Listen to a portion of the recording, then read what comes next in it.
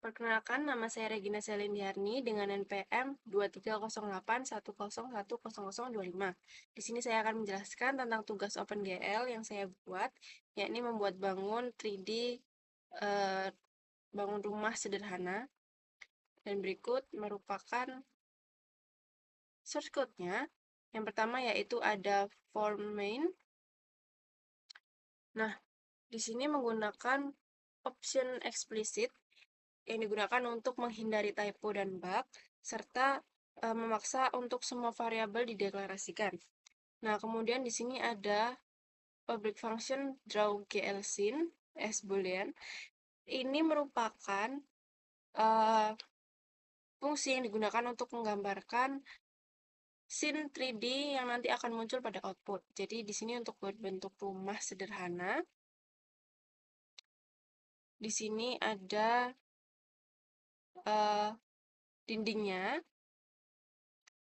lalu ini back wall-nya, kemudian ada dinding sebelah kiri dan dinding sebelah kanan, kemudian ada lantainya, kemudian untuk atapnya, ini ada sisi miring kanan atap, kemudian ada sisi miring kiri atap,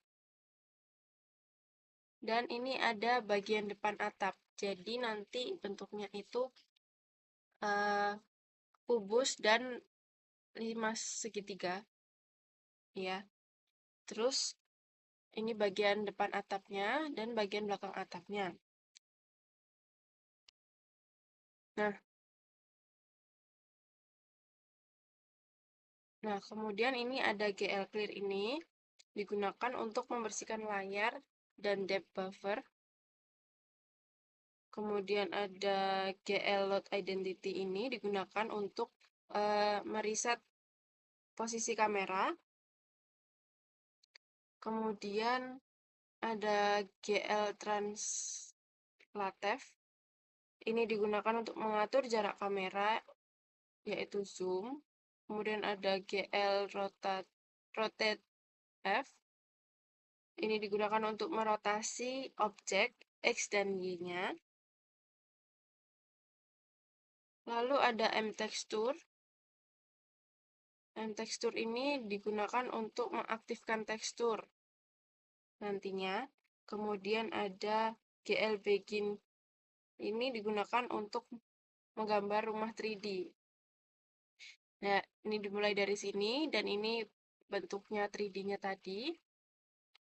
Lalu ini berakhir di sini untuk sampai sisi miring kiri atap. Nah, kemudian dimulai lagi ini bagian segitiganya, yaitu bagian depan atap dan bagian belakang atap. Ini dimulai dengan GL begin di sini dan GLN di sini.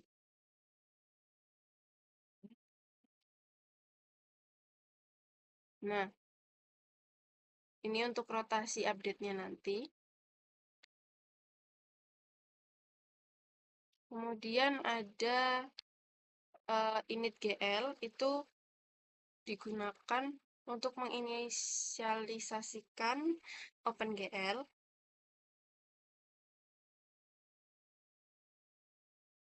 Nah, ini untuk sebagian besar untuk mengaktifkan tekstur, smooth shading, ini smooth shading, tekstur, kemudian ada depth test-nya juga.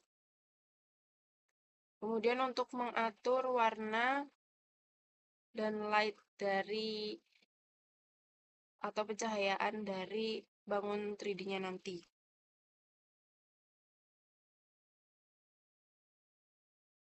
Nah, kemudian ada form key down dan key up ini digunakan untuk mencatat tombol keyboard yang ditekan. Kemudian disimpan ke array menggunakan GB case ini. Nah, selanjutnya ada form load. Form load ini merupakan bagian utama dari jalannya program. Yang intinya itu ada untuk set full screen, kemudian menyimpan setting layar, kemudian untuk membuat window OpenGL, memanggil init GL tadi, kemudian untuk looping,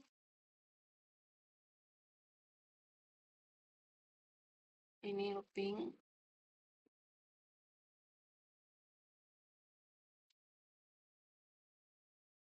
nah kemudian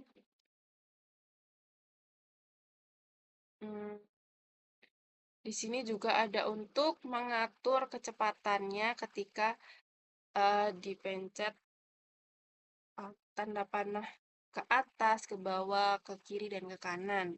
Nah, ini ke atas, ini ke bawah, ini ke kiri, ke kanan. Itu menggunakan kecepatan 0,00003. Jadi, dia tidak akan berputar terlalu cepat seperti itu. Kemudian ada form resize. Ini digunakan untuk menyesuaikan tampilan OpenGL-nya pada saat form ini di-resize. Kemudian ada form unload. Digunakan untuk menutup serta membersihkan OpenGL pada Windows. Oke, selanjutnya ada file mode min.bash. Di sini ada option explicit seperti pada form main tadi yang digunakan untuk memaksa untuk mendeklarasikan semua variabel, kemudian untuk mencegah kesalahan atau adanya bug. Dan selanjutnya di sini ada global keys 256 boolean. Ini digunakan untuk menyimpan status tombol pada keyboard. Nah, ini digunakan untuk apa sih? Ini digunakan untuk melakukan rotasi serta zoom dan untuk lighting dan filter nanti. Nah, misalkan jika benar atau true, itu berarti tombol keyboard ditekan, dan jika salah atau false, itu berarti tombol dilepas. Nah, ini berhubungan dengan yang ada pada form main tadi. Nah, kemudian untuk global GFL XROT SG float ini yang X digunakan untuk menyimpan sudut rotasi pada sumbu X. Nah, yang Y digunakan untuk menyimpan sudut rotasi pada sumbu Y. Nah, selanjutnya ada GFL X speed global. Yang global ini, GFL X speed. Ini digunakan untuk kecepatan rotasi pada sumbu X. Nah, ini bisa dikontrol dengan ke atas ataupun ke bawah kalau yang X. Nah, kalau global GFL Y speed ini digunakan untuk rotasi kecepatan pada sumbu Y yang bisa dikontrol oleh tombol keyboard ke kanan atau ke kiri. Nah, yang terakhir yaitu global GFL Z SG float. Ini untuk memposisikan kamera maju atau mundur atau zoom dan dapat dikontrol menggunakan page up dan page down. Oke, selanjutnya ada file mode opengl.bash. Ini ada option eksplisit seperti tadi, yaitu untuk menghindari adanya bug. Kemudian untuk global ini digunakan untuk menyimpan setting pada layar awal. Nah, ini dipakai saat untuk keluar dari full screen agar layar itu bisa kembali ke normal. Jadi bisa menggunakan escape pada keyboard. Kemudian selanjutnya yaitu ada private hrcs long ini digunakan untuk menghandle rendering konteks pada OpenGL. Nah, ini wajib ada dikarenakan supaya OpenGL itu dapat menggambarkan ke window. Nah, selanjutnya yaitu ada create GLB window ini digunakan untuk membuat window OpenGL, yakni untuk mengatur full screen, kemudian untuk mengatur pixel format, untuk membuat rendering konteks, kemudian menghubungkan rendering konteks itu kepada device konteks Windows, kemudian mengatur viewport dan perspektif. Nah, ini berfungsi untuk menyiapkan window agar OpenGL itu dapat berjalan. Kemudian ada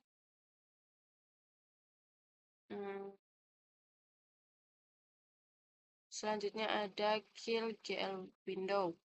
Nah, kill GL window ini digunakan untuk menutup OpenGL agar aman, di mana dia nantinya akan mengembalikan mode layar ke layar semula.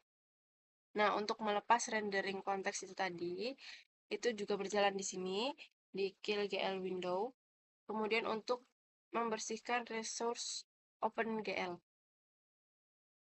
Nah, selanjutnya di sini ada resize GL scene. Di sini digunakan untuk mengatur ulang tampilan OpenGL, di mana untuk mengatur yang GL viewport ini digunakan untuk mengatur. Ini untuk tingginya, untuk panjangnya. Nah, kemudian untuk yang GL perspektif ini digunakan untuk mengatur kamera perspektifnya. Nah, selanjutnya yaitu untuk digunakan untuk menyesuaikan tampilan saat Windows di resize. Nah, selanjutnya ada restore display mode.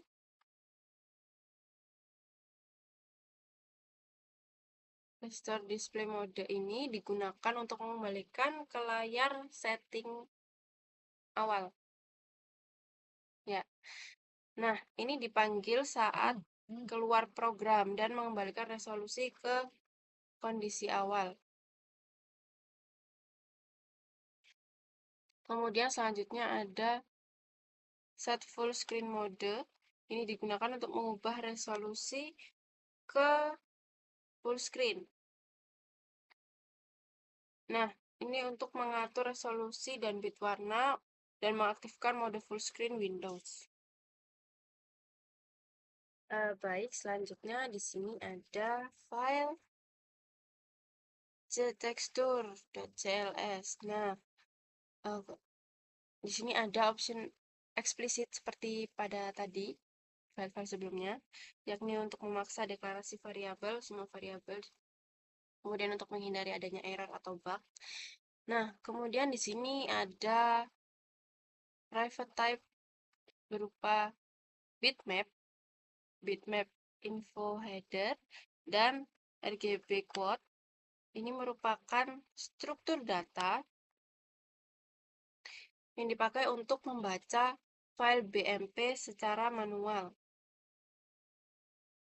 Intinya yaitu digunakan untuk struktur header gambar. Nah, selanjutnya yaitu ada enum.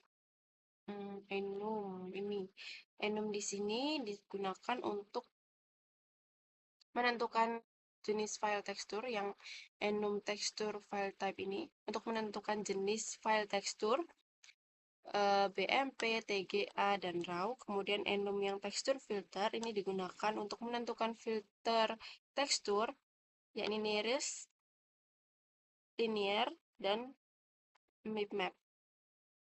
Mipmap ini yang paling halus, kemudian linear ini yang halus, kemudian yang nearest ini yang kasar.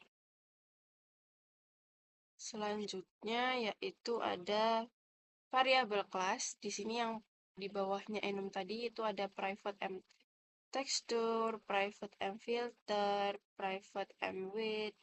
Itu digunakan untuk menyimpan ID texture OpenGL, kemudian untuk menyimpan filter aktif dan menyimpan ukuran tekstur. Nah, kemudian di sini ada use texture untuk mengaktifkan tekstur sesuai dengan filter dan dapat dipanggil sebelum menggambar sebuah objek. Oke. Selanjutnya yaitu ada load texture. Di bawahnya itu tadi ada load texture. Nah, load texture ini digunakan untuk memuat tekstur sesuai jenis filenya. Ini ada BMP, TGA, dan RAW. Nah, kemudian otomatis akan di-set filter ke default, yakni untuk loader utama tekstur. Nah, kemudian ada load raw. Di sini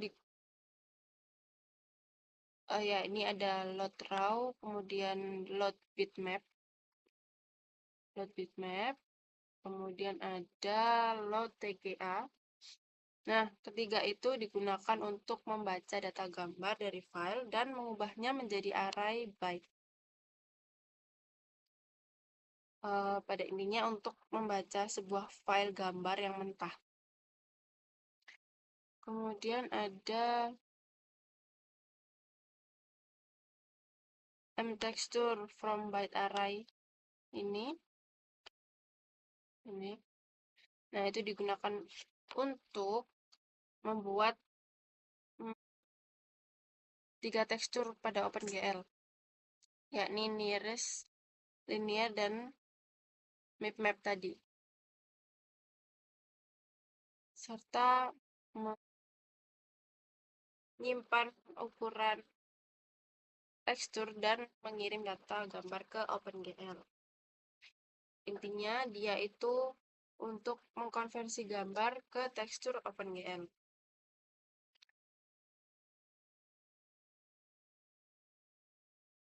Nah,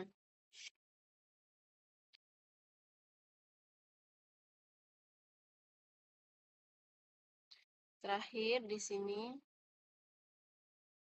oh iya tadi ini bagian yang tadi itu adalah bagian yang terpenting. Nah, kemudian di sini ada set filter untuk mengatur set filter dan get filter ini untuk mengatur dan mengambil filter tekstur yang aktif. Kemudian unload tekstur ini digunakan untuk menghapus tekstur dari memori OpenGL, dan class terminate ini digunakan untuk mengotomatisasi pemanggilan dari unload tekstur tadi saat class dihancurkan.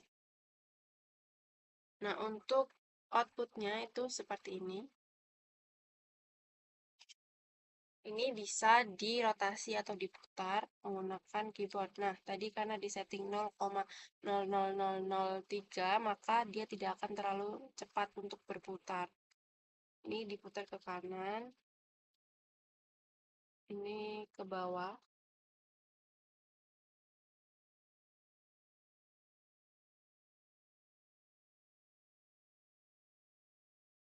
ini ke atas.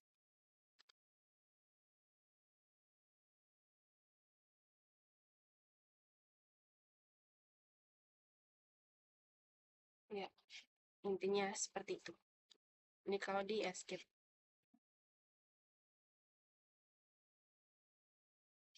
Intinya pada OpenGL yang saya buat ini tidak jauh berbeda dengan contoh OpenGL yang dikirim oleh Pak Rizky. Nah, di sini saya hanya mengubah dari bentuk pada form main yang ini tadi, bentuk untuk bentuk 3D-nya dari bentuk sebuah rumah ini diubah, dan bagian ini kecepatannya ini tadi. Jadi untuk sisanya itu ya hampir sama dengan apa yang dikirimkan atau dicontohkan oleh Pak Rizky. Seperti itu. Sekian presentasi tentang OpenGL yang saya buat. Mohon maaf jika ada salah kata atau salah perbuatan. Terima kasih. Selamat siang.